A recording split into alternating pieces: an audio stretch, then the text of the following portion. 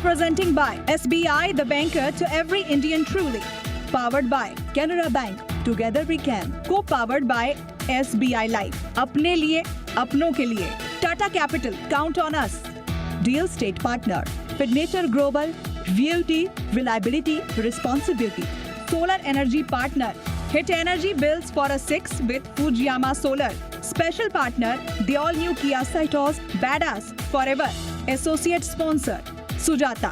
इससे better mixer grinder नहीं आता.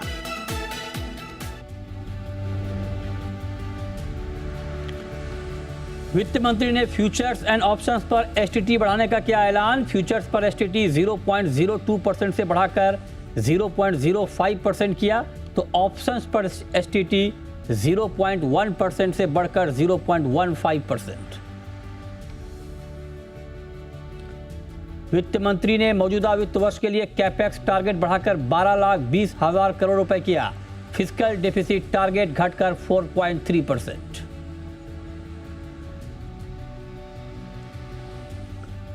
वित्त मंत्री ने इकोनॉमी की ताकत पर जताया भरोसा. 2031 तक डेट टू जीडीपी रेशियो घटकर जीडीपी का सिर्फ 50% रहने का अनुमान. वित्त मंत्री ने सेमीकंडक्टर्स, इलेक्ट्रॉनिक, मैन्युफैक्चरिंग, बायोफार्मा और कैपिटल गुड्स समेत 7 स्ट्रेटेजिक सेक्टर्स में मैन्युफैक्चरिंग को बढ़ावा देने का किया ऐलान. सेमीकंडक्टर्स और इलेक्ट्रॉनिक मैन्युफैक्चरिंग के लिए 40,40 हजार करोड़ रुपए आवंटित.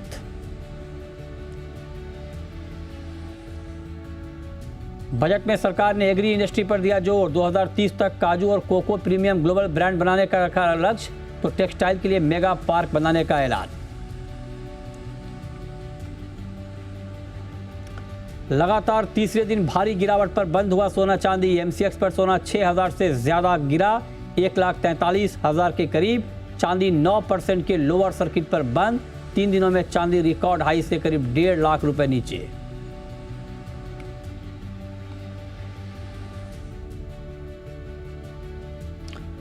नमस्कार, मैं हूं मृत्युंजय कुमार झा और बजट के ऐलानों पर लगातार बड़ी कवरेज जी बिजनेस पर जारी है. और इस शो में हम आपको बताएंगे कि खेती किसानी के लिए इस बजट में क्या ऐलान हुए हैं, और जो ऐलान हुए हैं क्या वो ऐलान पर्याप्त हैं, क्या वाकई उसका ग्राउंड पर गेम चेंजर इम्पैक्ट होगा. इसी पर हम बात करेंगे. बातचीत के लिए हमारे साथ मेहमानों का एक खास पैनल है. हमारे साथ हैं सिराज हुसैन, मेंटोर हैं कॉटन एसोसिएशन ऑफ इंडिया के, माफ कीजिएगा फॉर्मर एग्रीकल्चर सेक्रेटरी हैं सिराज हुसैन साहब. अतुल गनात्रा हैं, mentor cotton association of India के, और संदीप बाजोरिया हैं, सीईओ सनविन ग्रुप के. आप तीनों का बहुत बहुत स्वागत है. सिराज जी, मेरा सबसे पहला सवाल आपसे होगा, लेकिन उससे पहले चूंकि पहले एक बार जरा बता दें अपने ऑडियंस को कि खेती किसानी के लिए क्या कुछ हुआ है मार्केट में, और जो कुछ ऐलान हुए हैं बजट में उसका मतलब क्या है. तो सबसे पहले तो ये कि किसानों को तकनीकी सपोर्ट दिया जाएगा, इसके ऊपर जोर दिया गया है. किसानों को टेक्नोलॉजी समेत हर तरह की सहायता दी जाएगी. हाई वैल्यू क्रॉप की खेती के ऊपर ज़्यादा फोकस किया जाएगा. एग्रीकल्चर के उत्पादन में एआई का इस्तेमाल किया जाएगा. ये तमाम बातें कही गई हैं. और टेक्सटाइल के ऊपर बड़ा फोकस किया गया है कि टेक्सटाइल के लिए मेगा टेक्सटाइल पार्क बनाए जाएंगे. टेक्सटाइल सेक्टर को मजबूत किया जाएगा.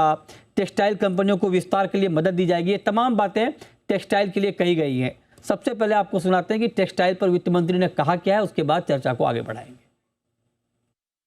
Launch the Mahatma Gandhi Gram Swaraj initiative to strengthen khadi, handloom and handicrafts.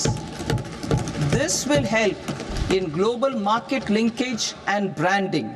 It will streamline and support training, skilling, quality of process and production. This will benefit our weavers, village industries, one district, one product ODOP initiative, and also our rural youth.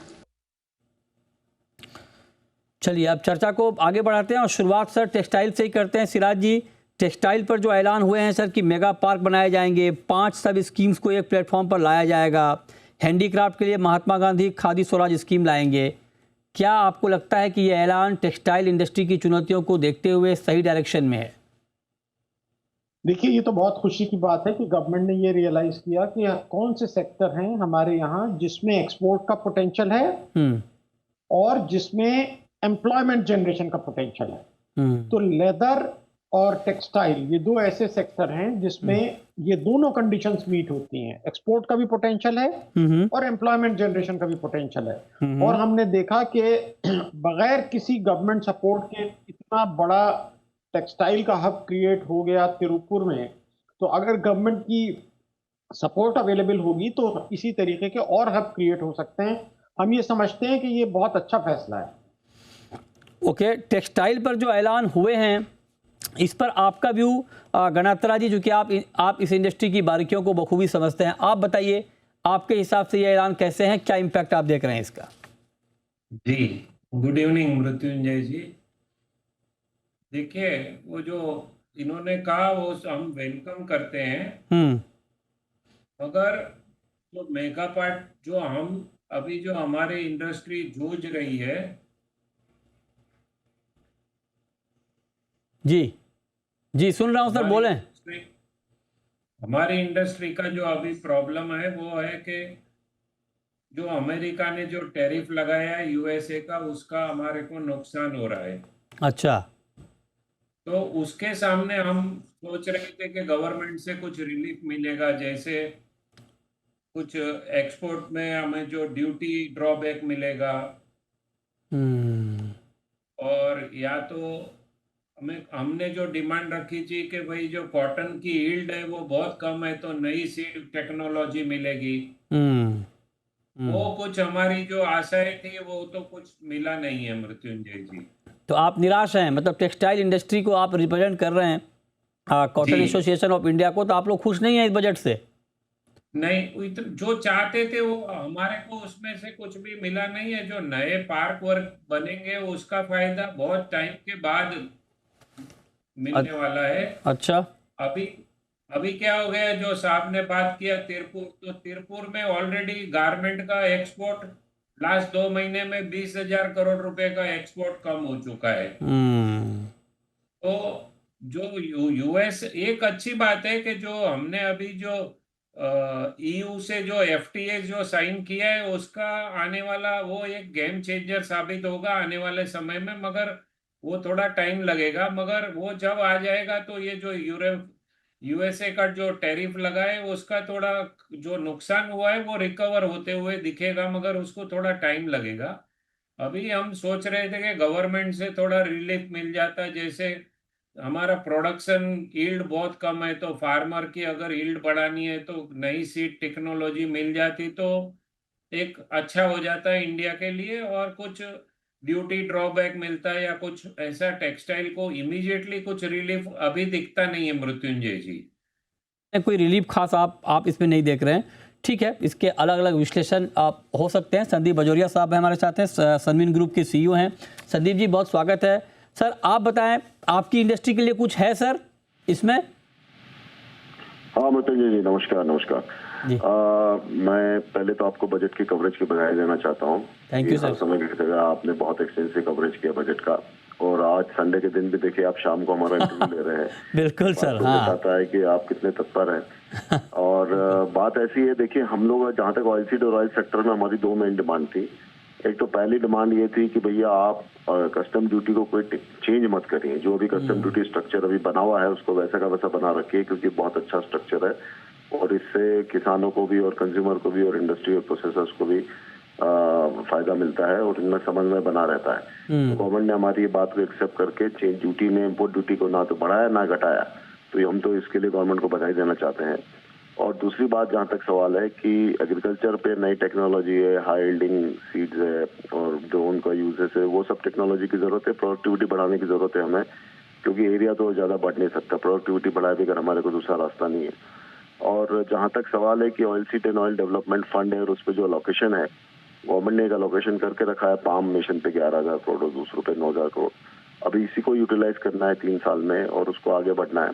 तो allocation थोड़ा और बढ़ा सकते थे, पर कोई बात नहीं, आगे बढ़ा सकते हैं।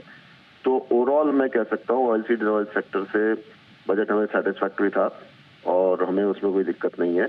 और इंफ्रास्ट्रक्चर पे जो गवर्नमेंट ने इतना बड़ा स्टेप लिया है, वापस से स्टेप अप किया इन्वेस्टमेंट 12,15,000 करोड़ का, तो इंडिया जैसे कंट्री को इंफ्रास्ट्रक्चर की बहुत जरूरत है, हाई स्पीड रेल कॉरिडोर्स और ये सब। आई थिंक वो उसमें गवर्नमेंट को बधाई देते हैं, फोकस बनाए रखा है, बजट डेफिसिट को भी 4.3% रखा है और आगे का है 2031 तक हम डेब्ट टू जीडीपी रेशियो 50% से नीचे ले आएंगे। तो आई थिंक ये सब अच्छी लॉन्ग टर्म स्ट्रक्चरल स्टेप्स है। तो ओवरऑल मैं गवर्नमेंट को बधाई देना चाहूँगा। ओके, तो ये आप कह रहे हैं कि अच्छा बजट है, मतलब कुछ निगेटिव नहीं है आपकी इंडस्ट्री के लिए, तो ये इससे आप राहत महसूस कर रहे हैं, ये अच्छी बात है। लेकिन एक बड़ा सवाल सिराज जी, जो बात इसमें कही गई बजट में, वित्त मंत्री ने कही कि किसानों को टेक्नोलॉजी का सपोर्ट दिया जाएगा और जो हाई वैल्यू क्रॉप है उसकी खेती पर फोकस बढ़ेगा। ये दोनों बातें आपको एग्रीकल्चर के लिहाज से कैसी लग रही हैं? क्या आपको लगता है कि हाईली नीडेड है ग्राउंड पर ये बातें, और कैसे इम्प्लीमेंट हो पाएगा? देखिए, आज के बजट में एग्रीकल्चर फोकस में नहीं था और जो उम्मीद की जा रही थी उससे बहुत कम कवरेज एग्रीकल्चर को मिला। और मैंने इसमें एक आर्टिकल भी लिखा है जो डक्कन हेरल्ड में पब्लिश हुआ है, आपको भेजा है, आप उसको पढ़िएगा। अच्छा, बड़ा जल्दी लिख दिया सर आपने। सवाल ये है कि एग्रीकल्चर में जिन चीजों की बात की गई है वो है फिशरीज, जो बहुत अच्छा है, फिशरीज को गवर्नमेंट को बढ़ावा देना चाहिए, बहुत अच्छा है। दूसरा कोकोनट, बहुत अच्छा है, कोकोनट में हम काफी कंपटीशन फेस कर रहे हैं वियतनाम से, वो भी अच्छा है। लेकिन कोकोनट के बारे में ये भी हमें याद रखना चाहिए कि केरला में, तमिलनाडु में इलेक्शंस हैं, तो इसलिए कोकोनट की बात हो रही है। पिछले साल मखाना की बात हो रही थी बिहार में। तीसरी बात यह है कि आलमंड और वॉलनट और इन चीजों की खेती बढ़ाने की बात की गई है, वो भी बहुत अच्छा है। लेकिन जो ब्रॉड पैरामीटर्स हैं हाई वैल्यू क्रॉप्स में, देखिए क्या आता है, हॉर्टिकल्चर इतना बड़ा है, उसके बारे में कोई जिक्र हॉर्टिकल्चर के बारे में इसमें नहीं है। पोल्ट्री के बारे में कोई जिक्र इसमें खास नहीं है। तो कुल मिला के हम ये समझते हैं कि एग्रीकल्चर किसी और दिन का इंतजार करेगा जब गवर्नमेंट का फोकस बढ़ेगा। आप कह रहे हैं कि कोई खास फोकस एग्रीकल्चर के ऊपर नहीं किया गया, जो किया गया है उसमें हमें अब देखना होगा कि वो ग्राउंड पे किस तरीके से इम्प्लीमेंट होता है। लेकिन गनात्रा जी, आप बहुत निराश हैं टेक्सटाइल को लेकर, लेकिन इसमें तो बड़ा जोर दिया गया है सर। ये भी कहा गया कि टेक्सटाइल में वैल्यू एडिशन पर हम जोर देंगे, और इसके लिए आप देखिए कि 5 सब स्कीम्स को एक प्लेटफॉर्म पर लाने की बात की गई है। हैंडीक्राफ्ट के लिए महात्मा गांधी खादी स्वराज स्कीम लाएंगे। आपको नहीं लगता कि ये स्कीम थोड़ी कारगर हैं, और अगर ये ठीक तरीके से इम्प्लीमेंट हो जाए तो ओवरऑल एक बड़ी बात होगी? हाँ, ये अगर इम्प्लीमेंट होगा तो आने वाले टाइम के बाद उसमें थोड़ा टाइम लगेगा मृत्युंजय जी। प्रॉब्लम जो अभी टेक्सटाइल इंडस्ट्री फेस कर रही है, वो ये जो यूएसए का टैरिफ लगा है उसकी वजह से जो प्रॉब्लम है, उसका कोई सॉल्यूशन अभी हमें को नहीं मिला है। दूसरा, जो आपने एग्रीकल्चर का बात किया, तो एग्रीकल्चर में हमारी सबसे बड़ी डिमांड थी कि 2002 और 2003 के बाद कोई नई सीड टेक्नोलॉजी नहीं आई है। तो जो हमारी यील्ड है फार्मर की, वो 450 केजी है, जो वर्ल्ड में सबसे लोएस्ट है। जब नए देश ब्राजील, ऑस्ट्रेलिया 2000 किलो की यील्ड आ रही है, तो हमारे फार्मर को भी नई सीड टेक्नोलॉजी मिलेगी, प्रोडक्शन बढ़ेगा, तो पूरी इंडस्ट्री का, जीनर्स, ब्रोकर्स, ट्रेडर्स, स्पिनिंग मिल, सबका फायदा हो सकता है। तो गवर्नमेंट से वो एक निराशा है कि कुछ भी कॉटन के लिए नहीं आया है। कॉटन जो है वो हमारी टेक्सटाइल इंडस्ट्री का मेन पॉइंट रहा है इंडिया में, मगर अभी ऐसा दिखता है कि गवर्नमेंट का जो फोकस है वो मैन मेड इंडस्ट्री पे है। तो अभी कॉटन का कंजम्पशन कम हो रहा है और मैन मेड का फाइबर का कंजम्पशन बढ़ रहा है, क्योंकि वो चीप एंड बेस्ट है। तो एक्सपोर्ट में भी उसका डिमांड ज्यादा है और स्पिनिंग मिल, काफी मिलें उस पे शिफ्ट हो रही है। तो गवर्नमेंट का जो फोकस है वो कॉटन पे अभी नहीं है, तो वो एक निराशा हुई। अगर कॉटन पे इसका फोकस रहता और फार्मर की यील्ड बढ़ाने के लिए अगर एक नई सीड टेक्नोलॉजी मिलती, तो उसका पूरी इंडस्ट्री को फायदा होता, क्योंकि हमारा जो टेक्सटाइल जो हब है इंडिया में, वो मेन कॉटन पे फोकस करता था। मगर 1-2 साल से हम देख रहे हैं कि गवर्नमेंट का फोकस मैन मेड फाइबर पे बढ़ रहा है, क्योंकि पहले जीएसटी में कटौती की, 18% से 5% किया, फिर क्यूसीओ निकाल दिया मैन मेड फाइबर पे। तो अभी स्पिनर्स का डिमांड जो है वो कॉटन से मैनमेड फाइबर पे जा रहा है, तो हमें आशा थी कि हमारे को कुछ कॉटन में इसमें बजट में कुछ आएगा जी या सीड टेक्नोलॉजी। बिल्कुल सर, बिल्कुल परफेक्ट। तो ठीक है, मतलब अलग अलग मोर्चे पर अलग अलग चिंताएं हैं, लेकिन छोटा सा ब्रेक लेंगे, लेकिन ब्रेक के बाद एग्रीकल्चर के मुद्दे पर कुछ और अहम चर्चा। हमारे साथ तीनों एक्सपर्ट बने हुए हैं, तुरंत लौटते हैं।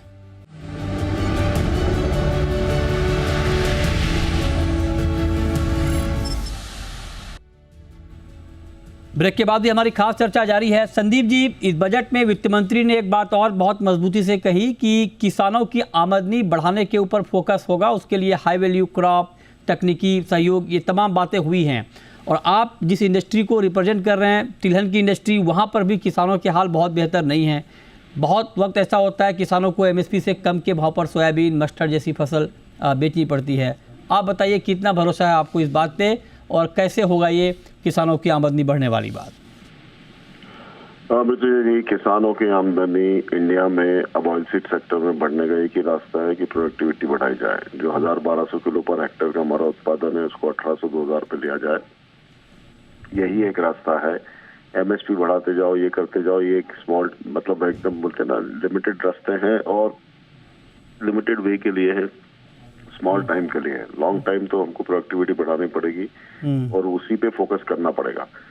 तो वो बातें हैं। अभी ये गवर्नमेंट बात कहती है कि हम इस पे फोकस करेंगे, उस पे बढ़ाएंगे, वो करेंगे, लेकिन देखिए ये सब लॉन्ग टर्म प्लानिंग की बातें हैं और धीरे धीरे काम होगा, लेकिन उसको वॉच करते रहना पड़ेगा। गवर्नमेंट ने मिशन बनाए हैं, एक्सपेंडिचर भी किए हैं। तो मुझे लग रहा है कि इंडिया में जो हमारी 10 लाख टन की हर साल की एडिशनल डिमांड तेल की पैदा होती है, हम सब गवर्नमेंट की प्लान और स्कीम को आगे बढ़ाएंगे तो उतना 10 लाख टन एडिशनल तेल हर साल का हम लोकल डोमेस्टिक प्रोडक्शन से बढ़ा पाएंगे और हमारे इंपोर्ट को हम 165-170 लाख टन पे कंटेन कर देंगे। और नहीं तो वो नहीं बढ़ेगा तो हमारा इंपोर्ट 165-70 से 200 हो जाएगा 2030-31। बिल्कुल, ये आपने बहुत महत्वपूर्ण बात कही कि तभी हो पाएगा जब हम ठीक तरीके से ग्राउंड पर इसको इम्प्लीमेंट करेंगे। सिराज सर, फाइनल कमेंट आपसे। फार्मर की इनकम की बात बार बार होती है हर बजट में, लेकिन वो चिंता कहीं ना कहीं बनी रहती है अगले बजट के लिए भी। इस पर आपका टेक क्या है सर?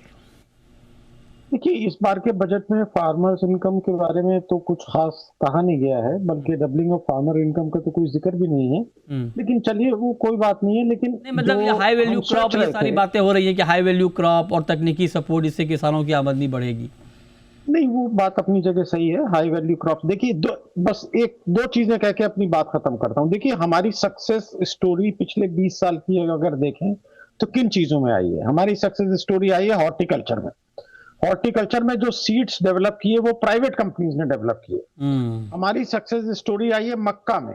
मक्का की जो नए सीड की वैरायटीज आई हैं, आप तो खुद ही बिहार से ताल्लुक रखते हैं, वो प्राइवेट सेक्टर ने डेवलप किया। बिल्कुल बिल्कुल। तो आप देखिए कि 2024 की बजट स्पीच में फाइनेंस मिनिस्टर ने कहा था कि हम चैलेंज मोड में प्राइवेट सेक्टर और जो गवर्नमेंट के रिसर्च इंस्टीट्यूशन है उनमें एक कंपटीशन जैसा करा के हम नए सीड वैरायटीज को एनकरेज करेंगे। उसके बारे में हमने कुछ ज्यादा सुना नहीं उसके बाद से। ठीक है। तो हम ये, और दूसरी चीज ये है कि जो department of agricultural research and education है, जिसमें ICAR आता है, उसका तो बेचारे का बजट एलोकेशन भी कम हो गया। बिल्कुल, पिछले साल से भी बजट एलोकेशन कम हो गया बजाय बढ़ने के। तो हम ये समझते हैं कि अब हम इंतजार करें कि कोई और मौका आएगा ऐसा। जब ठीक बात है, मौके तो आते रहेंगे सर। हाँ, मौके तो खैर आते रहेंगे। चलिए, बहुत शुक्रिया सिराज जी आपका, अतुल जी आपका, संदीप जी आपका, आज की इस खास चर्चा में जुड़ने के लिए। छोटा सा ब्रेक, लेकिन ब्रेक के बाद भी हमारी कवरेज लगातार जारी है। नमस्कार।